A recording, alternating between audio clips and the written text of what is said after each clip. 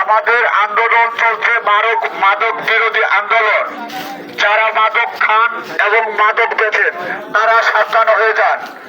এখন থেকে যারা মাদক খাবেন, মাদক বেচবেন, তাদের হাত পা বেঁধে প্রশাসনের হাতে তুলে দেওয়া হবে। সতর্কবাণী করে দেওয়া হচ্ছে তোমাদেরকে। যারা মাদক খান এবং মাদক বেচেন তাদের বিরুদ্ধে আজ থেকে আমাদের যুদ্ধ শুরু হয়ে গেছে। যাই খাবেন সাবধান, যেখানে ধরবেন সেখানে ওদেরকে হাত পা বেঁধে প্রশাসনের কাছে তুলে দেবেন। এটাই আমাদের অনুরোধ। আমাদের জনগণ সবাই সোচ্চার হয়েছে। যারা মাদক খান এবং মাদক বেচেন তাদের বিরুদ্ধে আমাদের যুদ্ধ।